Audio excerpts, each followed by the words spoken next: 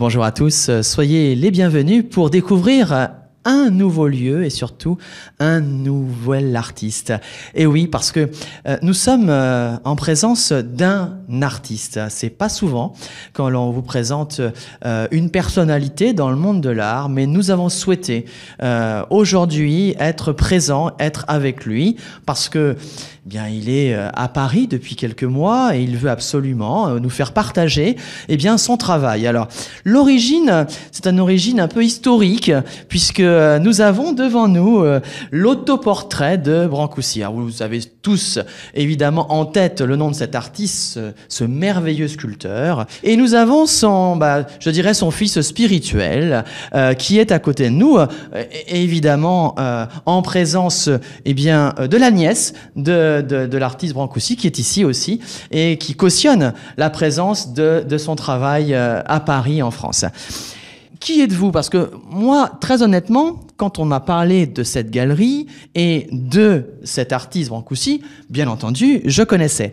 Mais je vais vous l'avouer, votre travail, pour le moment, m'était inconnu. Donc c'est pour ça que je me mets un point d'honneur à ce que l'on répare auprès de nos téléspectateurs ce petit oubli, car je veux vous montrer qu'il y a encore des artistes à Paris qui ont cette âme d'artiste, qui ont cette idée de faire que l'art est encore visible.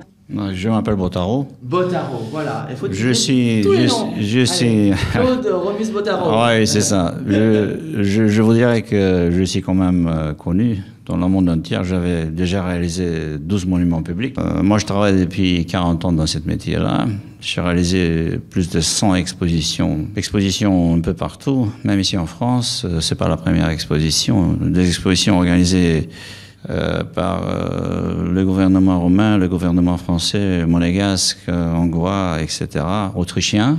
Et vous êtes de la même origine, évidemment, que l'artiste Brancusi. Oui, on est de même origine, mais je suis de descendance quand même un peu autrichienne, hongroise. On voulait absolument vous expliquer, en fait, le choix, la ligne directrice, s'il y en a une, mais il y en a sûrement plusieurs, on va lui demander, dans le choix des matières, dans le choix des volumes. Alors, moi, je vois tout de suite que vous avez mélangé différentes matières.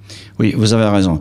Donc, moi, normalement, je suis appelé un sculpteur de rêve. Pourquoi? Parce que j'utilise comme matière le rêve et je transforme le rêve en matière. Bon, c'est un peu comme ça, c'est philosophique, mais c'est un peu comme ça. Donc, ici, vous avez, par exemple, cette pièce, elle s'appelle l'esprit du vent. Donc, vous voyez cette forme aérodynamique, le vent qui passe, et après ça, la végétation qui bouge. Après, si vous permettez, je prends l'instrument. Ici, nous avons son frère qui s'appelle l'esprit de rêve. Donc, ça marche un peu mieux avec ça que je fais. L'esprit de rêve, c'est une stylisation d'un ange. Évidemment, lui est le patron de tout le rêve. Nous avons des rêves pendant le jour, pendant la nuit. Pendant le jour, ce sont les rêves que nous décidons. Pendant la nuit, ils sont des rêves donnés. Et lui, cette forme aussi spatiale, parce que si vous regardez ici, il n'y a pas d'axe, donc elle se déplace dans l'espace. Et quand il n'y a pas d'axe, en se déplaçant dans l'espace, elle donne la liberté de rêve. Et la matière, parce que le bois signifie en certaines philosophies la vie, parce que la bois c'est la vie.